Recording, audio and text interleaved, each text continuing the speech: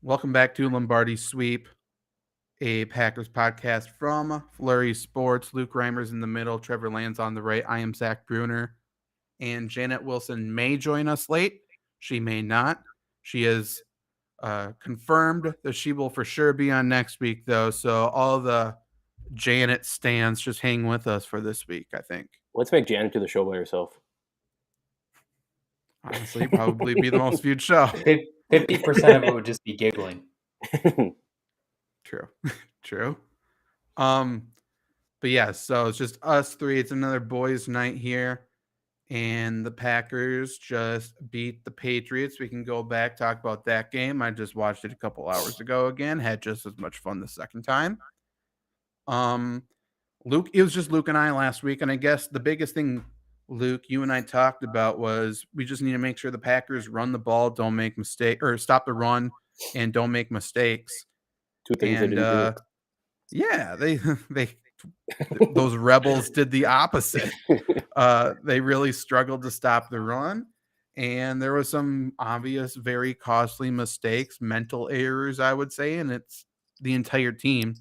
It's not like one of those situations where we can say Aaron Rodgers led them to a victory and was flawless, but then everyone else fucked up. It was honestly everyone except for Aaron Jones and Alton Lazard messed up, I would say. And I'm sure, I could cherry pick some plays that those two did something wrong, but those two, again, continue to be, I think, very, very good for the Packers. And I think everyone else needs to catch up, step up, and do all of that. Luke, you were obviously at the game. Do you agree with that statement? And what was the overall, obviously you're up in the press box, but you could probably still get a general vibe from Lambeau. What was the feel of like the game in that fourth quarter Packers are trailing? Yeah. I'll give you my feeling first because I think it might be the same as your guys and might be the same as all Packer fans' feelings. That game never felt like maybe not now that I'm thinking about it, but to me that game never felt like the Packers were going to like lose that game. It kind of always felt like they were in control, even after that pick six, even after Dobbs' early fumble, even after punting in overtime. That defense caused the three and outs to end the game on defense. It felt like the defense was playing well enough to win that game with the third string quarterback in. And I think that's kind of what the mantra was in Lambeau a little bit.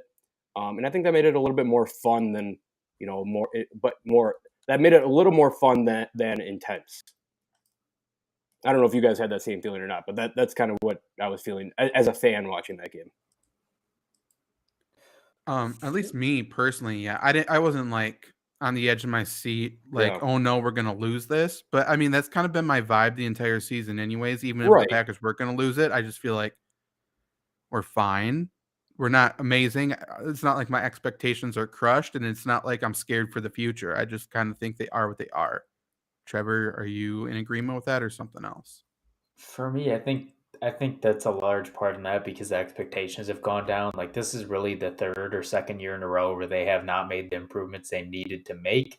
And the moment I saw the first drive when the Patriots just went right down the field running the ball, you kind of knew what kind of game it was going to be.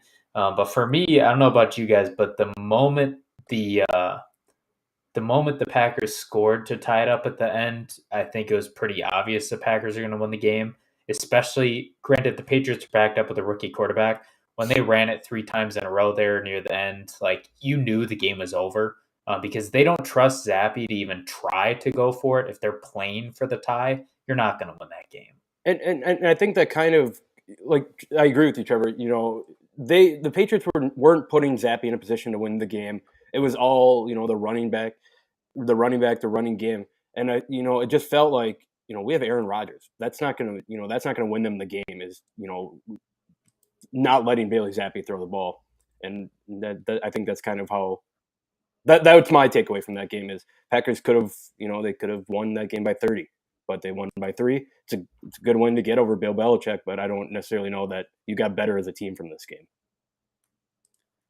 Yeah, the Patriots, for decades now, the entire Belichick tenure, their whole thing, and people ask why they're so good, their whole thing is that they capitalize off of opponents' mistakes and then they don't make mistakes. And I feel like Obviously, they felt like they were in a hole going to their third string quarterback who really hasn't had any experience whatsoever.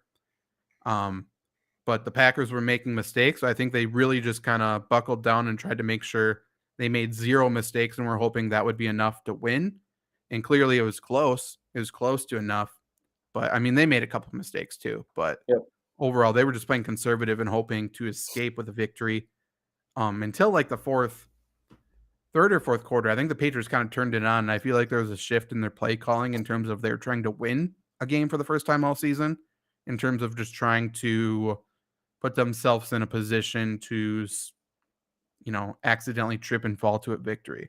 Like, I think something clicked with Patricia play calling, and I think it was good.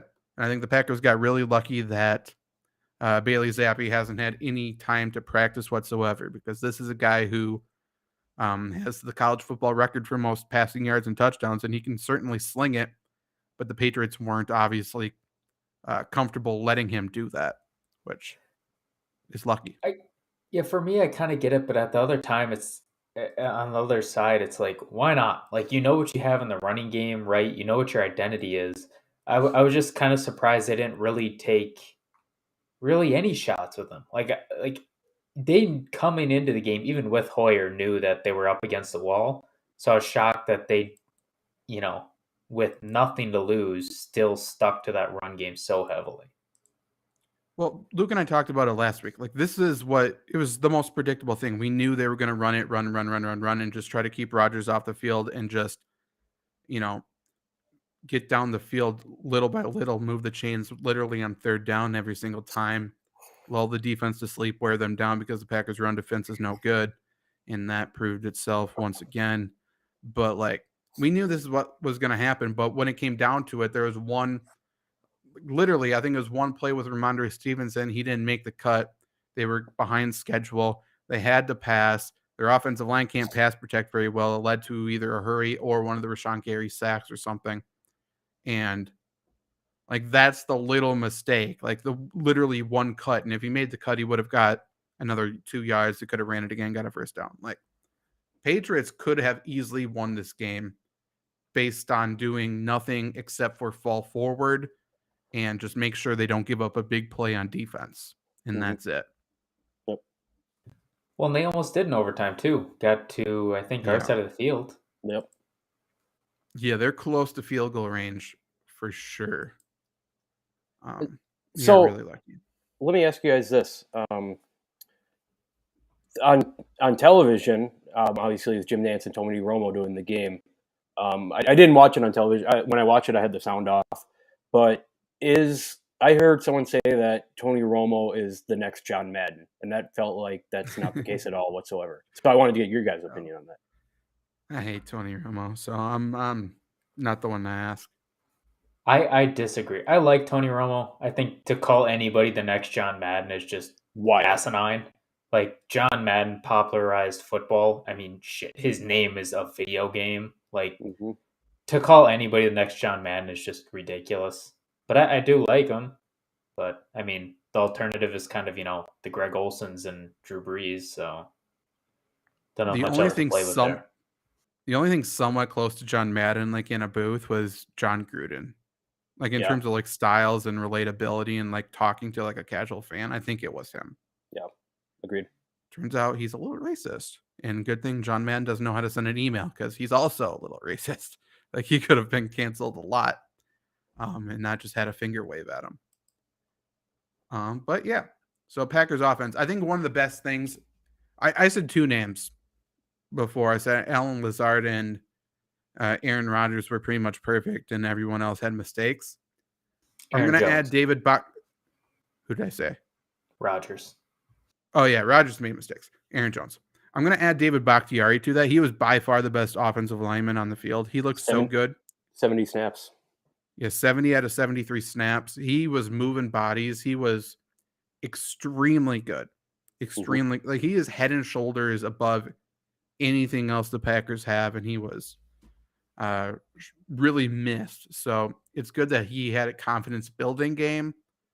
Let's hope nothing bad happens in London, because it seems like one of those things a long cramped flight or something, and all of a sudden he gets there and he hurts himself. That would suck. But as of now, it seems like he is fully back, and that's super good. Super good. And by the way, because he played better, John Runyon was really good as well. I think people need to give him props. He did really, really good this game.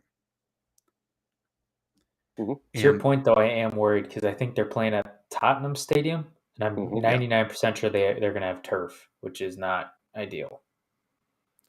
The other one was turf, though, too.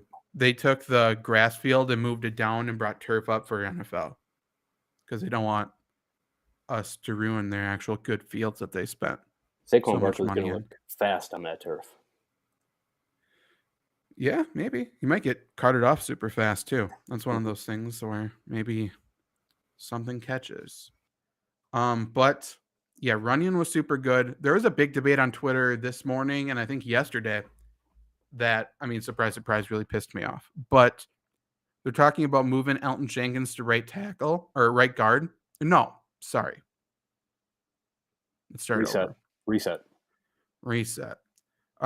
Talking about moving Elton Jenkins to his natural position of left guard and then moving Nijman at right tackle because obviously Elton Jenkins has been bad at tackle.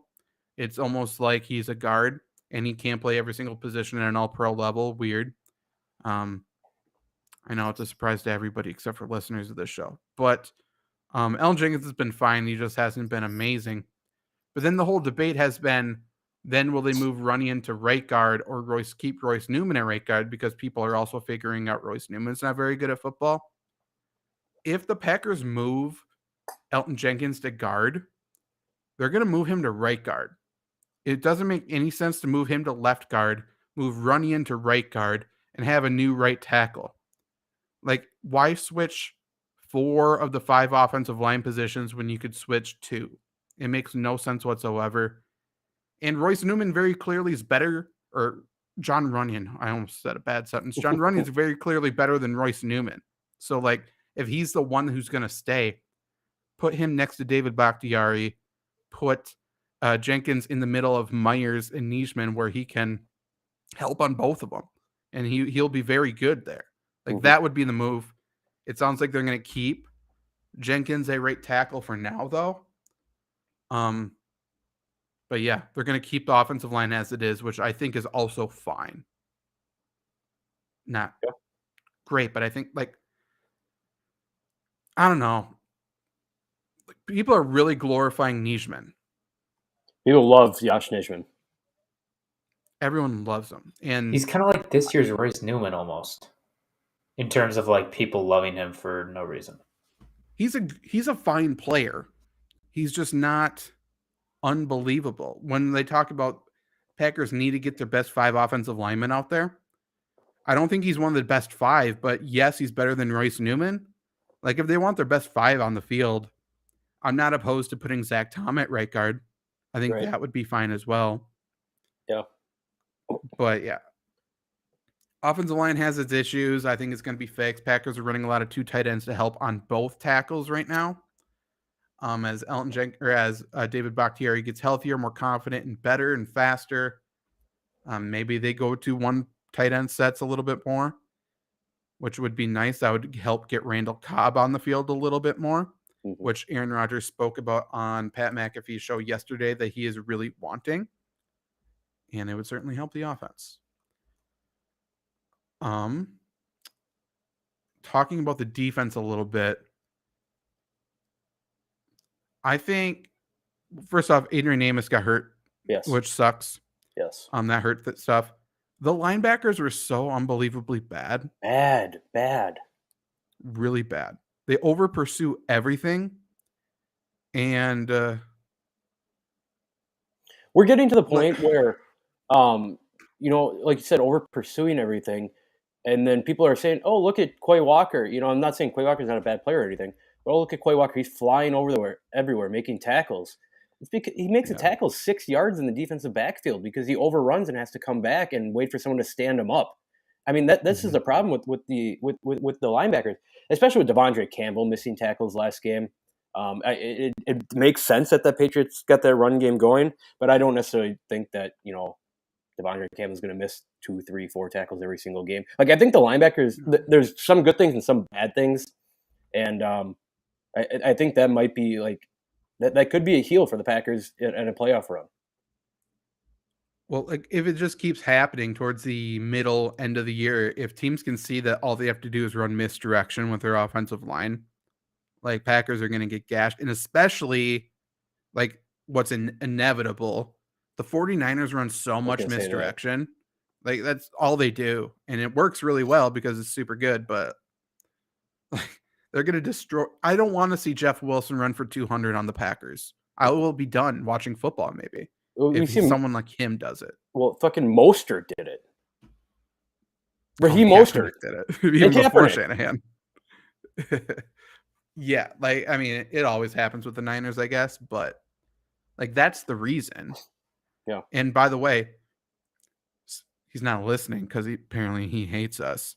Hopefully he has tissues if he gets this clip. But Rashawn Gary fucking blows in run defense. Sorry about it. And by the way, Joe Barry, few hours ago at his press conference says Rashawn Gary is as complete of a player as we have in this league. That's super wrong. That's not even close to correct. Like Preston Smith is a more complete player than Rashawn Gary is. Rashawn Gary's pretty good at a nice bull rush off the edge. If that's what your idea is as a complete player, we have issues because he is completely out of position all the time in run defense, and the Patriots ran to the right side. Insane amount. I will bring it up if you guys have anything to say to Rashawn Gary. They ran everything at his side, though. I do. Like, for anybody who's listening that's newer, maybe didn't hear that segment, look at the game, understanding and thinking about the sentence, Zach, when you first brought it up about how Rashawn Gary always goes too deep on the rush. And look at his sacks, because pretty much all of his sacks and all the times he gets really in a quarterback's pocket is when a quarterback does not do a simple step up in the pocket.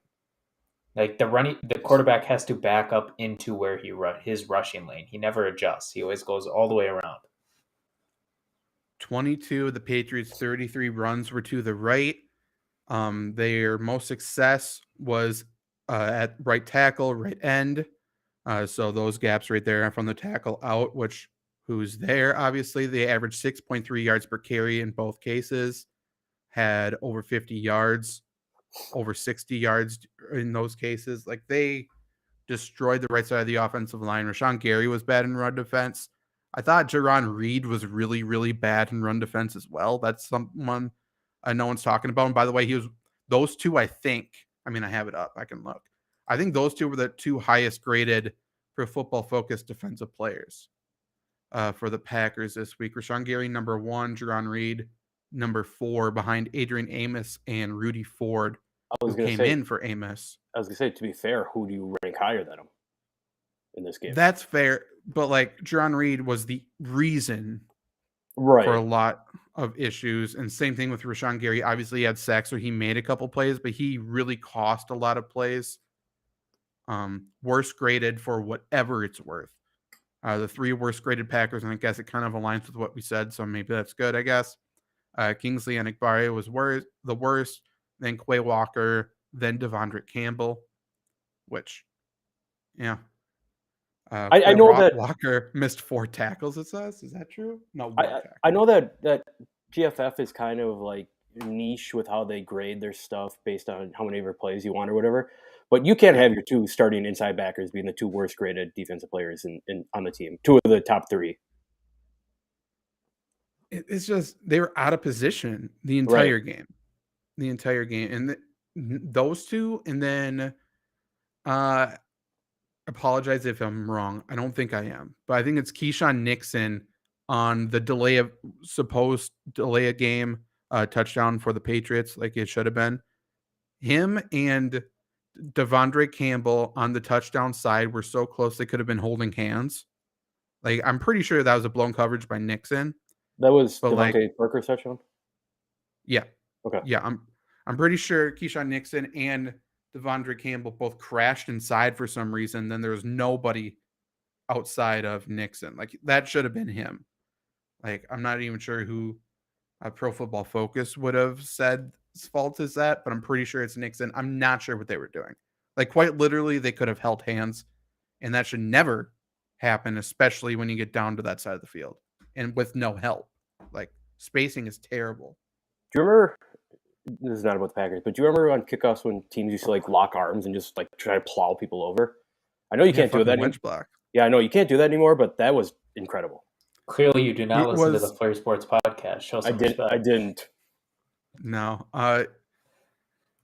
Love-hate relationship with the wedge block. When it goes well, it's awesome. Looks great. It is every time. It truly is terrifying every time we have to do it. Yep. Like, I hate. It's the worst. It's the absolute worst. But when you hurt people, and it sounds sadistic, whatever, I don't care. Fucking awesome. And you could hear the lungs go out of players so many times.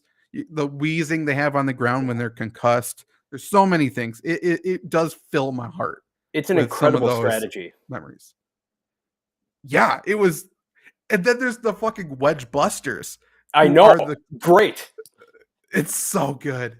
Kickoffs need to be a part of the NFL. So many injuries on those plays. I know. Kickoffs need to be a part of the NFL. Please. It's the most. Put extra pads on them. I don't care. Right. Figure it out so that we can get some stuff going. There has to be something. Like, catchers put on more gear, right? Than other people. Like, if it's kickoff time, then you strap on these extra pads for kickoff. That's what I want. Like, that's what we need to do. Mm-hmm. Here's a question from Randy. We'll get you a chip question later. But Luke, you go, and then we're going to talk about OBJ since you wanted to talk about him too. Also, you should have to catch a kickoff. You should not let it be able to bounce in the end zone. Well, I was going to say no fair catches. That's bullshit too. Right. But I'm saying, like, the ball has to be caught or kicked out of bounds. Like, if it hits the end zone, that's a live ball. Like, that's how I played football. I know it's like old man screaming at cloud right now, but that's part of football. That's a live ball, man. Agreed. You shouldn't have to recover onside kicks then. I guess those don't in the end zone, but true. Randy wants to know: do the Packers need to sign Odell Beckham Jr.? Luke, I know you had some questions on it or thoughts on it. Trevor, I'm not sure if you do, but what's your thoughts on Odell possibly being linked to the Packers? Well, I mean, Odell's possibly been linked to the Packers since he left the New York Giants, right? Like, this is never going to happen. People need to get off of this. Of course, Odell wants to play with Aaron Rodgers. Every good receiver wants to play with Aaron Rodgers. They want the best quarterback throwing the ball so they can score the most points, make the most money, right? Green Bay is not a town that Green Bay is definitely a town that will accept Odell Beckham Jr. Like I said on our fantasy football show, Odell Beckham Jr. is not fit into Green Bay because we have a bar downtown called the Black Saddle. I can't imagine being there and seeing Odell Beckham Jr. walking in. I mean, that bar may be as hick as you can get. And that's like the big one in Green Bay. So I don't know what Odell Beckham's doing in Green Bay. I don't know where he's living because there's no great place to, I guess, Swamico. But no, Odell Beckham's not coming to Green Bay. There's no reason for it. No reason why you would other than playing with Aaron Rodgers. But that hasn't deterred great receivers from not coming to the Packers in the past. He can live in Door County, be roomies with A.J. Dillon and his wife. It's a crazy drive. It's a lot longer than you think. It is. To answer the question, do the Packers need to sign OBJ? No. I think it would help. But, I mean, I think we need to understand that the Packers signing and the Packers not signing OBJ, that is not going to be a difference between winning a Super Bowl. It's not even going to be a difference between making it to the Super Bowl. Because, to be honest, they sign OBJ, I still think their ceiling right now is a conference championship. So, do they need to sign him? Absolutely not. Would I like to see it? Yeah. Trying to rank my 5 least favorite things about the Packers as a whole in my brain. One of them is A.J. Dillon being the quote-unquote mayor of Door County. I think that might be lower on the list. Well, I also like to go to Door County, and no one's ever called me the mayor of Door County. And you've been going there, I'm sure, longer. Much longer. Probably longer than A.J. Dillon's been alive. How old is A.J. Dillon? 24, probably. Okay, definitely not. I'm going to go. I thought he was like 19. 24. He's been in the league like 3 years, but okay. I'm going to go with that being number 5. Number 4 is going to be anything trusting Brian Gutekunst. Number 3 is going to be. I thought I had something. Skip number 3. It's something. Stocks has to be higher though. Yeah, it's up there. Don't worry. Number two is the Green Bay ownership stock thing. like I'm a Packers owner, blah blah blah. Number one gives me chills and is an immediate. I'm angry. I don't know why. There's no reason for it. When anyone says a player carries the G, I fucking lose my mind. It makes no sense, and I hate it. Like, oh, Aaron Jones really carries the G. Like, Luckily, I haven't that's heard the that in a while. stupidest. It's like people saying I that hear it all the time. it's like Yankee players like getting their pinstripes. Like what the fuck does that even mean? It makes no sense. You know, it can be 3. The Packers are unstoppable at Lambeau Field in the playoffs. Just untrue. It's very Just when it gets untrue cold, thing. people don't want to play here. Yes, Yeah. they very much do. Yeah. Ask Robbie Yeah. Gould.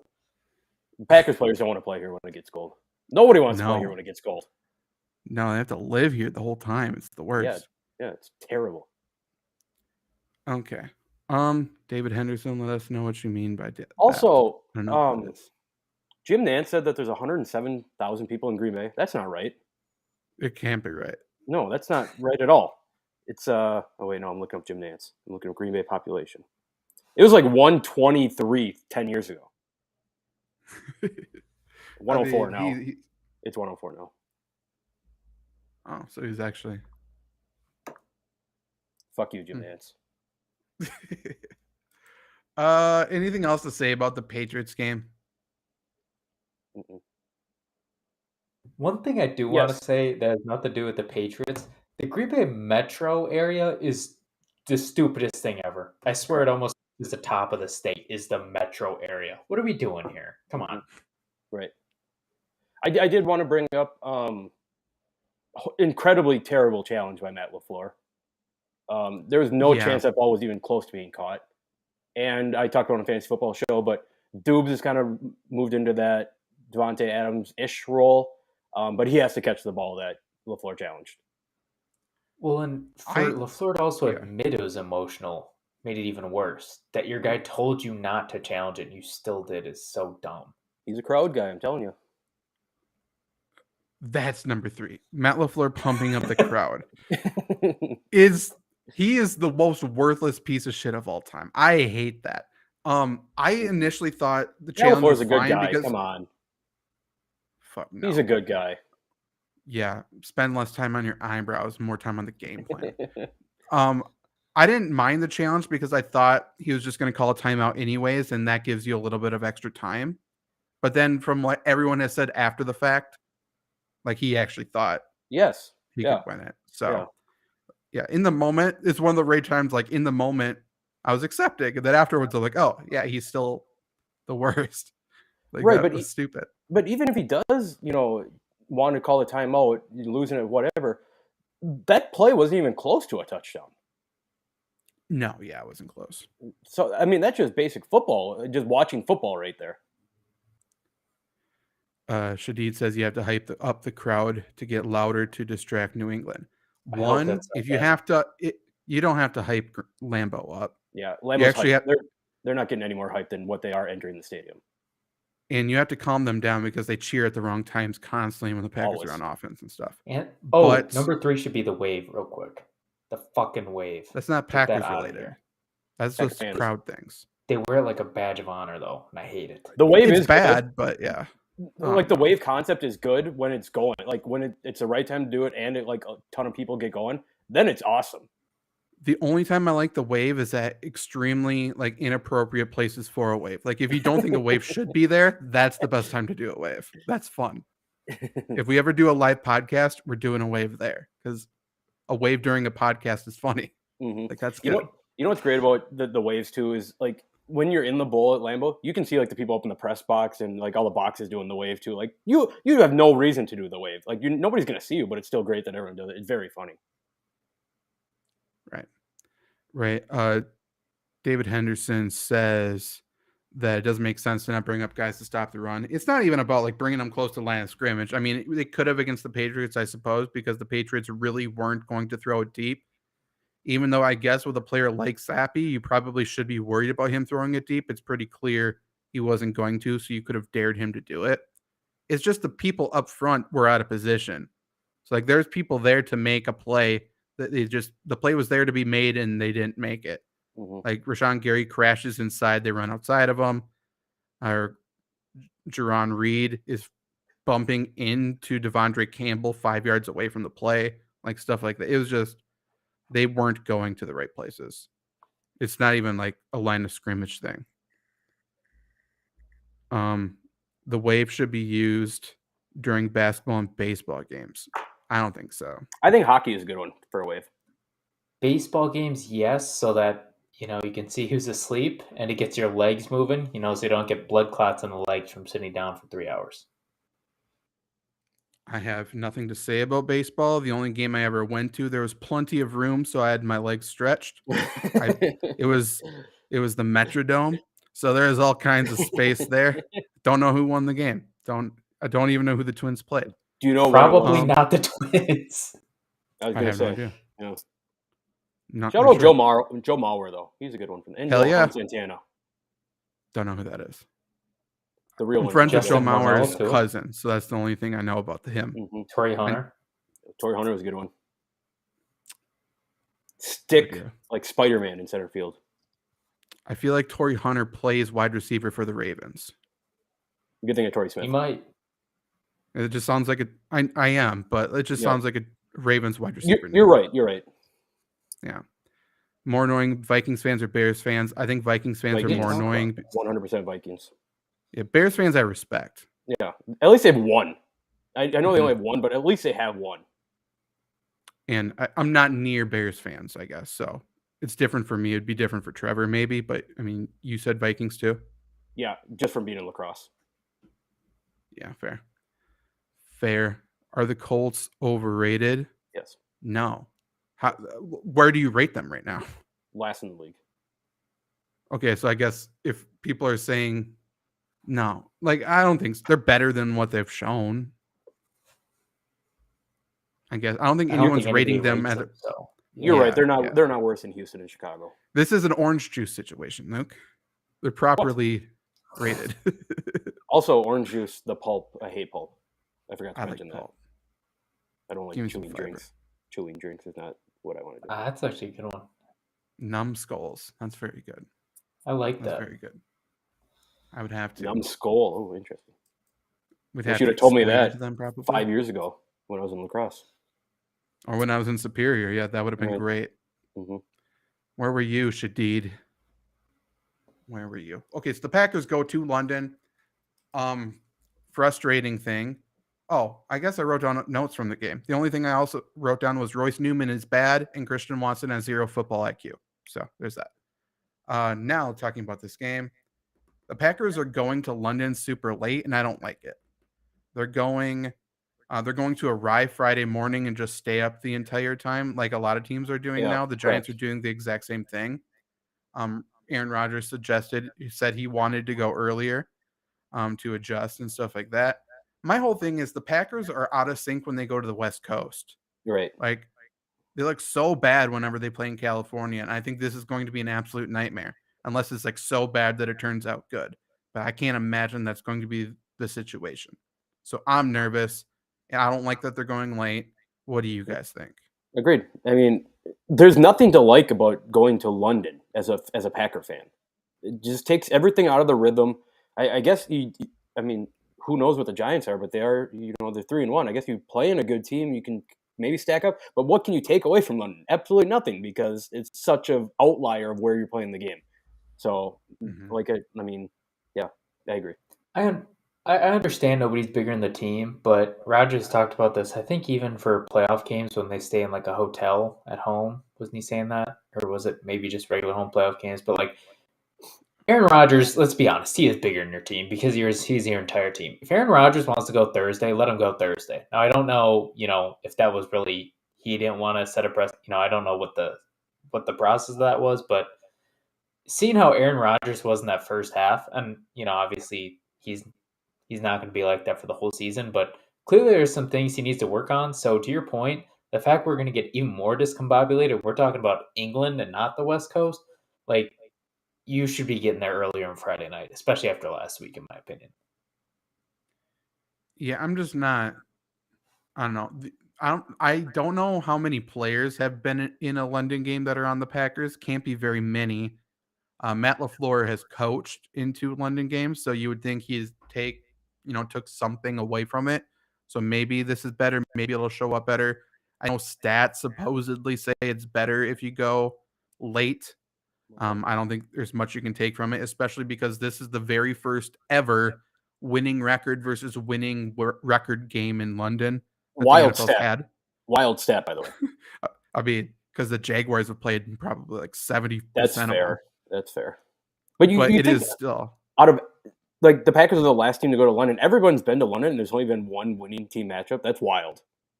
Yeah, completely agree. So, yeah, that's super weird. People who are commenting on Facebook, some people, obviously, we can reach these messages. It sounds like John Dorn and Adrian West said something. We can't actually read your comments. So if you click into the video and comment, then I think we see it. Not 100% sure. But David does suggest tea and crumpets will help us. So I think that's something we should pass along, maybe. Not green tea. Luke says not green tea. Yeah, I knew that was coming. Do you guys think it's a coincidence that that the Packers finally go in England and the Queen decides to kick it? I think that just I think makes she's been a dead little for too years. much sense. I think she was so against Aaron Rodgers being immunized that she just decided it was her time to go. Way overdue. What a fucking terrible person. Did Paul McCartney ever say anything about the Queen? Oh. When she died? Probably. Oh, he probably made a song. And I hope it sounds like a Wonderful Christmas Time. That's like the most fever dream song of all time. It's horrible. I love it. Okay, so he has We like should make a parody for that, but with the Queen dying. Should make it our theme song. he has like a total manifesto to it on his website. So yes, he did say something about the Queen. Attaboy, Paul. Thank you, Shadi, for taking people to watch. I appreciate that. Follow the Lombardi Sweep page as well. We just got over 1,000 followers, and we do appreciate that. But yeah, talking about the Giants, obviously the Giants are doing all right. 3-1.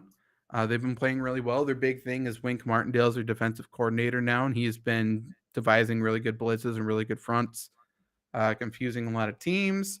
And then Saquon Barkley is running the ball extremely well. Obviously, the run game, the blocking up front, and the offensive line as a whole is night and day from last season. It's not close. Like they're actually drawing up good plays, and then they actually have players who are competent up front. So I don't think it's a secret about what the Giants are going to do, especially with Daniel Jones at the very least not 100%.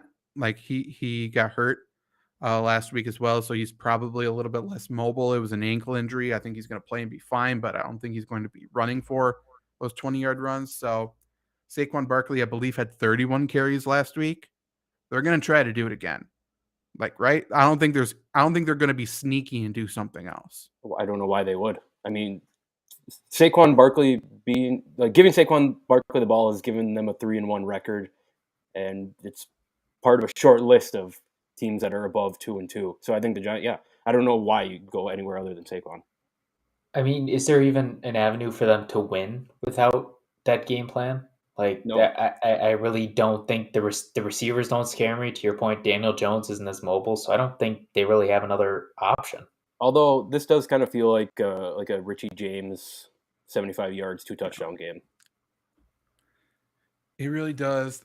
Also, I think Wan'Dale Robinson, the rookie wide receiver, might be able to play. He's been out, I think, since week 1. He's super versatile. They could use him in a Deebo Samuel-esque way, I think. We shall see, but he could be a dangerous guy. Yeah, I'm not afraid of Tony. I think they're leaving Kenny Galladay at home, which I love. I'm sure he loves it too. I think so. Supposedly he's hurt. I disagree. But props to him. Make your money. Kenny Galladay, come to Green Bay. Sure. Why not? I don't care. It is wild that he complained about not getting the ball a lot and then promptly fumbled on like the first time he got the ball.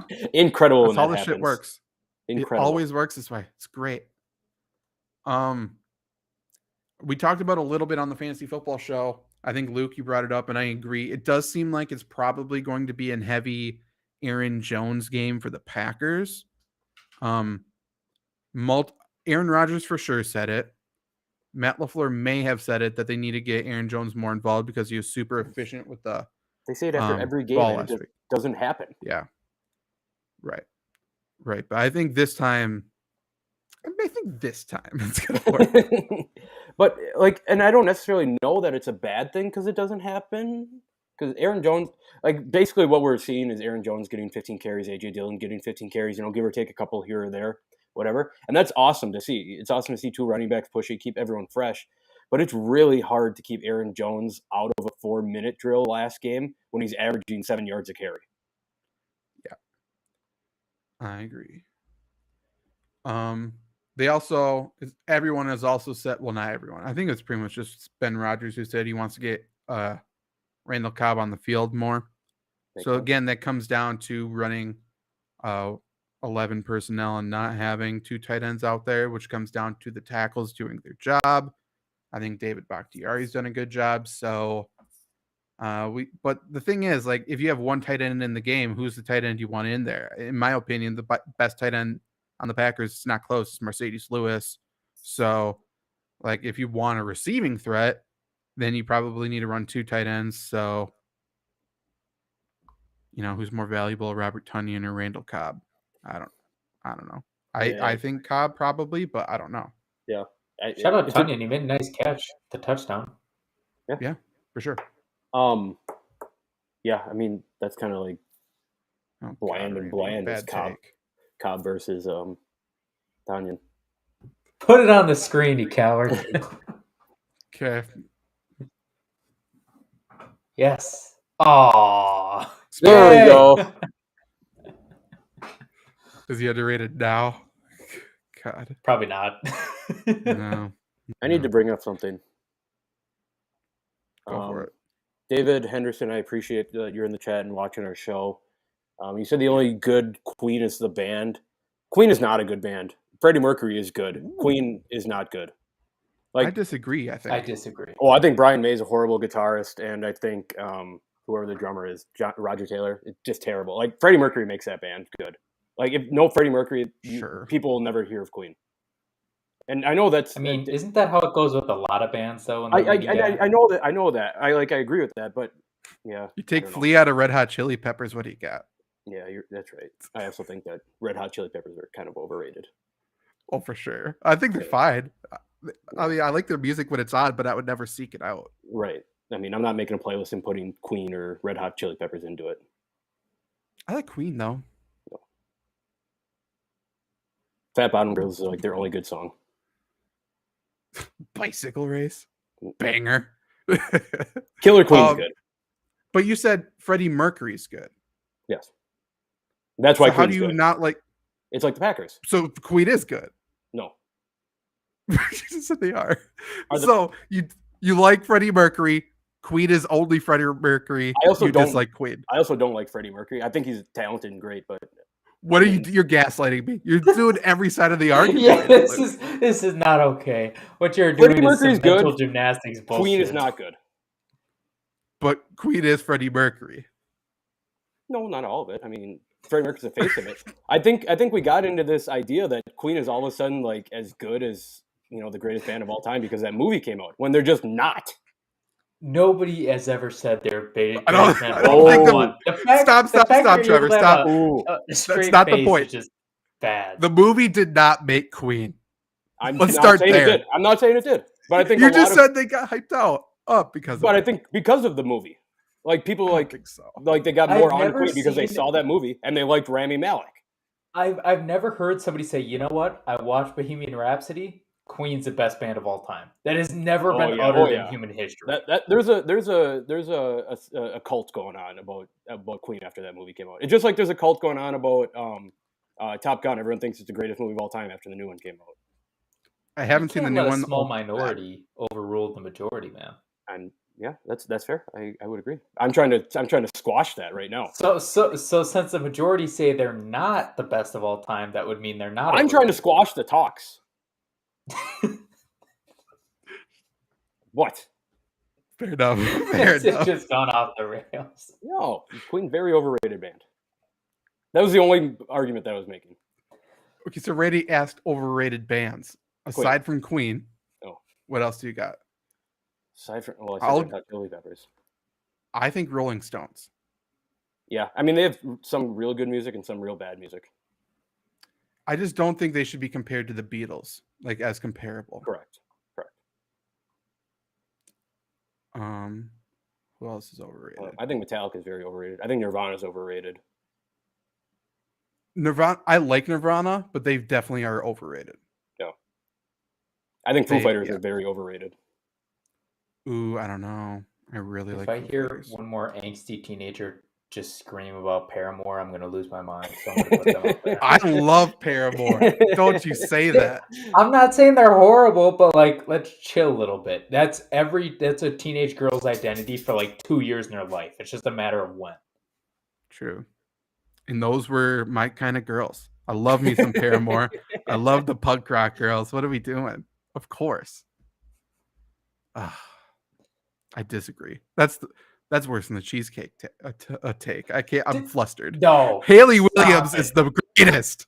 No, absolutely not. And so is Freddie Mercury. But you know what? They're just one part of the whole band. I'm coming around to Queen. Trevor's getting it. Trevor's getting it. Fair enough. I don't know anybody else. I just have to get one of my opinions shot down to immediately find the team that will support me. Ask any other questions you want really quick. We're just going to finish up the Giants-Packers talk, I think.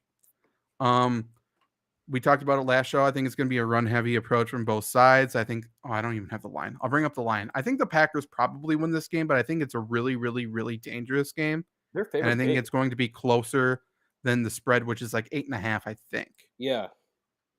This feels like 7.5 now. This almost feels like the same game that we just watched. Like this, why isn't this game not 27-24? Agreed. Over under 40.5. Again, spread was for sure 8.5 a couple days ago. It's down to 7.5 in favor of the Packers. It's for sure going to be a very Packer heavy crowd. That's pretty obvious. I'm not sure if that's going to make a massive difference. Ooh. LaFleur has a crowd backing. No, I don't think he will, because there's so many non-Packer fans there. If Brits, listen to me. If LaFleur gets on the screen to pump up the crowd, call him a wanker. Do that chant at him. Please. I need some good chants from the London crowd for this game. To your point though about the spread, like let's say the Packers play this game at Lambeau Field. The 8 points, I kind of understand. You know, you look at Aaron Rodgers, you say, yeah, that could be a bounce back game. You look at the defense, maybe they figure some things out. Maybe they make a couple more stops. But like we talked about, they're going to England. They're getting there Friday night, and they're playing at, obviously, our time, 8:30 a.m. on Sunday. That's not going to help. Like, this is not the game they get back on track. And the Giants' defense is, not terrible. So, like, this line just seems pretty big. For this line to hit, I feel like the Packers would have to get either a defensive touchdown or a couple turnovers provoked in, Giants territory, which I just don't see happening. Mm-hmm. I'm sorry, I was reacting heavy because I saw the line that Buffalo's favored by 14 points against Pittsburgh, and I think that they cover that. Yeah, it's feeling that way, isn't it? Mm-hmm. I'm gonna go first with the score prediction. I think we're all gonna have somewhat similar predictions, but I'm gonna go with the Packers win, but I think they don't cover. I'm gonna go the Packers win 23-20. Yep. So my real answer is 24-21, but I want to throw in something fun because it's in London, so 25-22. Pretty fun. I was actually going to say 22-20, but that's too close. So I'm also going to do something fun. I say a 24-24 tie. I want to see some more double doinks in Tottenham. I want to see some more missed kicks in the soccer capital of really just England, but, Is it the soccer capital of England? I don't think it is. I was going to say world, and I'm like, it's definitely not. They don't win anything. And I was like, well, maybe England. I don't know enough about European soccer. I think the soccer capital of the world's Minneapolis or St. Paul. That's where the Loons play, and the Loons are coming. They're going to be so good. The 7th. You think they're 7th in the table right now? Watch out. I don't know if you heard about. Oh, go on, Luke. I was just going to say. So we talked about the Seattle Kraken, like their fan, like the stadium being called the Crack House. Is Minnesota Looney, are they the Looney bin? Because that would be great. They might. I know they sing Wonderwall after every win, and yeah, of course they do. That's Actually, the greatest. I hate that name now because that feels like something that the Duke basketball fans would call themselves. So I'm off of that. I can't wait. I know you guys didn't hear this because you don't follow soccer, but they're planning one of the big competitions to have it be the team that won like 2 of the major cups and along with the MLS champion. And I cannot wait for Minnesota to go there and just get smacked destroy everybody. No, they're They're going to get double-digit so loss. embarrassed. And then you know what the best part is? They're going to play in a third place game, and they're going to get embarrassed by like some Saudi Arabian team. And it's going to be fantastic. I agree with Trevor. It's like the United States basketball team playing Nigeria in the Olympics. Like this, it's like, what do you expect to happen? Yeah, I mean, I was joking a little bit with Minnesota, but when you see the Portland Timbers out there on the pitch, they can take on anybody in the world. They were so bad. They had trouble with Josie Altidore, who when he was like Josie Altidore is a prodigy, American legend, American he Olympic or World Cup legend. And then he just sucked very badly. Okay, was he a legend when they faced him? Okay, no, he was never really a legend. Well, I think the MLS will shock some people. They will, by how far of a gap is between them and the rest of the world. We'll do it. We'll be good. Shadi says Packers 27-20. It's a solid prediction. Sure. Yeah. Yep. Relatively low scoring game, I think. Again, heavy run. And I think no team runs away with it. I could also see a pretty clean game. Like in terms of not very many turnovers. I could see both teams being absurdly conservative, maybe. I agree, because like just going back to the London thing, like that's just a game you go play and get out as soon as you can. Get out without any injuries, get out with anything bad happening. Let's just run the ball, get out of here. Right. That's what they should do. Is this the most meaningless game of the season? Or would that be they come home and play the Jets right away, don't they? No, I mean, I think the question is this the most meaningless game in Packers history? I mean, since the Giants are good, technically, record-wise. Implications. It might. That's how sad this game is. Let's not talk this.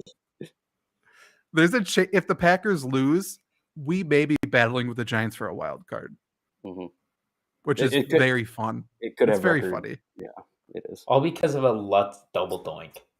How are the Vikings 3-1? They have been nothing but garbage since we won. That's what the Vikings do. True. They find a way to win. True. They also find ways to lose. But something else that's very funny is, do they still give, like when Vegas does the odds, do they still give 3 points to the home team? No. Only specific stadiums, specific teams. Okay. I was going to say if they still did that, the Patriots are favored by 3 over the Lions. And if you told me 10 years ago that the Lions and the Patriots were at even odds, I would have laughed in your face. Foxborough could be a spot where they give points for it. Like Kansas City is for sure. Maybe Seattle. Maybe Seattle, yeah. Depends on how loud they've been this year. Maybe Pittsburgh. Maybe Ford Field. That's a rowdy crowd. I'm really excited for that game. I'm so stoked to go there. That field looks awesome. I meant Lions Patriots. I'm stoked for every game of the Lions. My bad, I jumped the gun. But I mean that too. 3.5 points. That's if Jared Goff lights up the Patriots. He will. Dude, I'm ready. I'm starting him in fantasy. I'm all aboard the Jared Goff train. Look, I cannot wait to be violently thrown off. So I have notes that I write down for our podcast, and one of them is Jared Goff is an option, and that was for our fantasy football show. And I think that's a start. What right, a vote of confidence. Jared Goff is an option. He's an option. Not wrong. Like, we're not at the point where Jared Goff, like, you can't even think about him anymore. Like, he's actually an option for fantasy football. QB5? 100%. 100%. I'm not sure about this week, but he is for sure an option most weeks. Would you start Aaron Rodgers or Jared Goff? I know this is from the last show, but even with the run-heavy style, though? This week, yeah. Because I think the Patriots are going to severely milk the clock running the football. Like Jared Goff's been good because they've been all shootouts, and I don't think this game's a shootout. Jared Goff, and Look this what is how happens he's winning me over. when you let Jared Goff throw the ball. Crazy, huh? Let Jared cook. You're right. Also bring back Jared Cook. Where is he? Yeah, agreed. Yeah. Jared Cook's dead. Not dead, but pretty much. I don't even remember what I was gonna say. I don't know. If there's any other Packers questions or football questions, let us know. Otherwise, we'll get out of here. And if you're watching live, or if you're listening to this after the fact, Thursday before Thursday Night Football, we will be live on, not us specifically, but Flurry Sports will be live on the Flurry Sports YouTube channel, Twitch channel, and Twitter, talking fantasy football start sit. So go and talk to those guys with your questions. Mostly start sit stuff, but if you have trade questions and lineup questions and stuff like that, they'll answer those as well. If you're in Detroit, go to the Detroit Packers game and look for us. It'll be a fun little, I Spy. Anyone in Detroit, let us know what their finest Little Caesars is. I'm a big Little Caesars guy. Don't eat Little Caesars when you have Jack's frozen pizzas at the local Menards, my guy. That was a sentence, huh? Yeah. Hey, as long as you have the frozen pizza spices from Penzies on it, it all tastes the same. I don't know if that's a good thing or not. Randy wants to know what your favorite candy is, and I do too.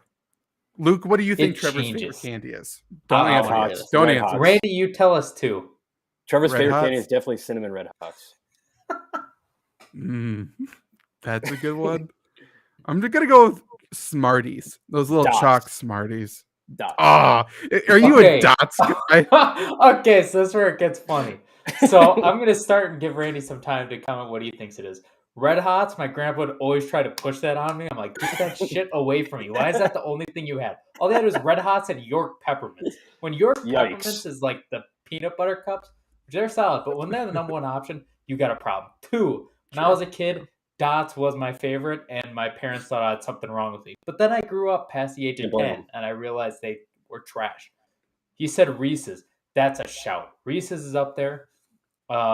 It would probably have to be. Wait. Is peanut butter the best food of all time? Yeah. Okay. Yeah. It would probably have to be Starburst. Sour Patch Kids, Skittles, and Swedish Fish are in the popular mentions. No, Swedish Fish are terrible. Yeah, they're horrible. They're good. The first 10, amazing. Then you get to the end of the bag, you're like, this is all the same. I would agree with that, but the first half a bite of the first one. I disagree. And the rest are horrible. But Reese's is a shout. That's probably second on my list. So, is there anyone who dislikes Reese's? Probably people allergic to peanut butter. No, they still like it. They just wish they can't have it. You want to hear a funny story? So my buddy in college, he was allergic to peanut butter or something, and he got really drunk one time, and he put on a Snapchat story of him like preparing a peanut butter sandwich and like acting like he was eating it, and he got like 75 messages. No, don't eat that. You can't eat it, because everyone knew he was drunk. It's very funny. I like the kids that are like, screw it, I like them too much. Take a bite of a Reese's and then immediately stab themselves with the EpiPen just because like it was worth it. And I respect the hell out of those people. Yeah, living on the edge. One of those people. Incredible. Drop your Twitter and I will follow you. It does not mean much, but I just want to see how you live the rest of your life. True.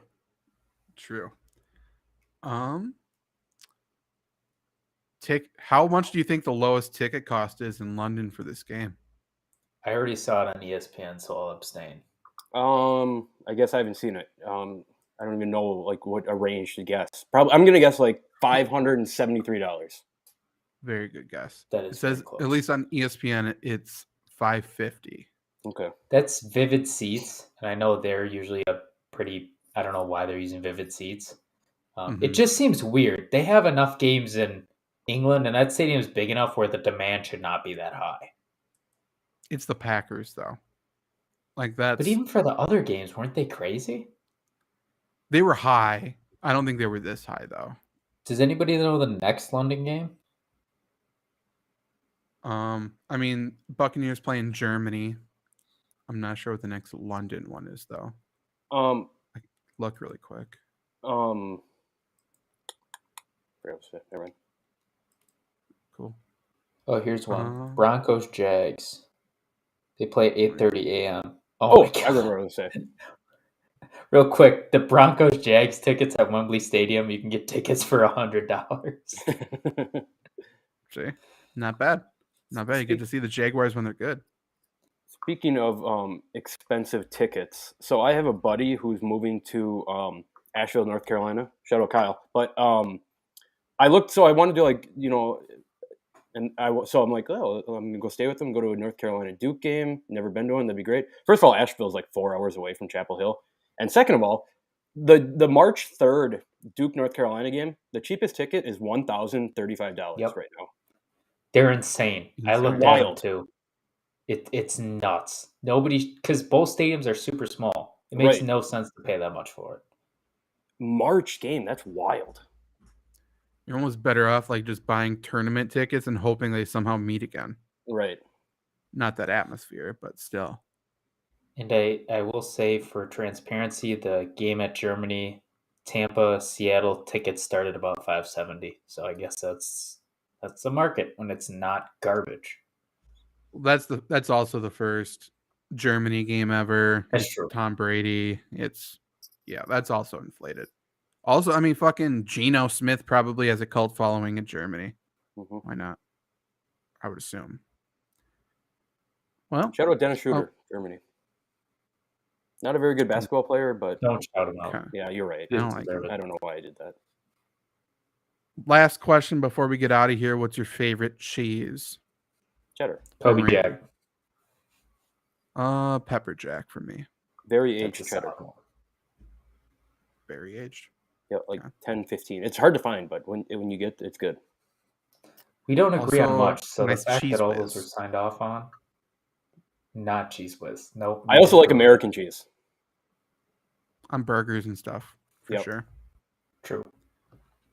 Maybe a Limburger. No, horrible. Don't ever eat it. It's terrible. I don't like that or cheese whiz. Blue cheese is bad, right? I like blue cheese. The crumbles are bad. The sauce is good. I can deal with that. Okay. The crumbles are too dry for me. I do feel that way about feta. Yeah, that's too dry. They slap on a Euro though. Yeah, not a Euro guy. Hmm. What's the sauce in Euro? It's tzatziki sauce. It's cucumber dill and yogurt. Yeah, gross. Not bad actually. I like it. Thoughts on Baker Mayfield from Randy? I think he's a really good play action quarterback with a really bad play action scheme. Yeah, I mean, I hate Baker Mayfield, so I'm kind of out of this. Baker, if you're watching, throw to DJ Moore, please. Or Robbie Anderson. Let's get some post routes to Robbie Anderson going. He doesn't deserve it. He changed his name. Yeah, that's true. Baker, if you're watching, let me know if Terrace Marshall is alive because I'm still holding on to him in my Deep Dynasty League, and I don't know what to do. Mm-hmm. I really don't want to drop him because I know he's a good player, but he's not even suiting up. Where is he? Just take a picture. Let us know. He's making bank and doing nothing, and I respect that. I guess someone has to trade for him at the deadline. Maybe I'll just write an article. Maybe that's all I'm going to do. It's just going to be a plea to 31 teams. And I'll convince them why Terrace Marshall would fit on their team. Mm-hmm. Just please do something. Agreed. That's kind of a funny idea for an article. Tomlin and Campbell would definitely write you back, like a handwritten letter. Oh my God. Send them to Detroit. They will at least make them feel appreciated. No. Because Detroit doesn't release any news on it. Well, we talk about Jameson Williams. Where the fuck is he? I mean, have you heard DJ Chark's name once this year? I have. Other than watching the game? I mean, I didn't know the main place you hear it, but true. I didn't hear him get ruled out though. I had to find that out the wrong way. Jameson. I'm just gonna type in. Okay, we're going long. Doesn't matter. I'm just gonna type in Jameson Williams on Google, and we're gonna see if there's been an article written in the past week. That's all I want. Terrace Marshall making bank doing nothing. Shout out Luke Kennard. Actually, don't shout him out, but fuck that guy. But that's the role. What a talent. Jameson Williams update from 7 hours ago. Oh, thank yes. Return not expected until a good time, quote unquote, after the bye. So if the Lions aren't in the hunt after the bye, we're not hearing about Jameson Williams until next offseason, I would guess. I guess. Remember when he was really pushing to start training camp? Mm-hmm. We haven't heard about I just want to see a setback. 40-yard dash. I just want to see a 40-yard dash. I just want to know if he's alive. Literally. I like him as a player and I care about him. And I just want him to be fine. But yeah, he kept talking about how fast he is. Mm-hmm. Prove it. I don't care if you're hurt. Are you hurt or are you injured, Jameson? Right. Show us. It's just incredible. Though. I know we talked about it, but just incredible that you don't do the 40-yard dash and you come out and say, as a rookie, say that you could run the fastest 40-yard dash of all time. Incredible PR. While you're also injured and know you can't run. Right. So funny. That's like an Antonio Brown thing. We didn't forget. That's an Antonio Brown statement. I really like Antonio. I like what Antonio Brown's doing. I liked him, I disliked him, and I'm back on. You can't say you like what he's doing when he's exposed himself.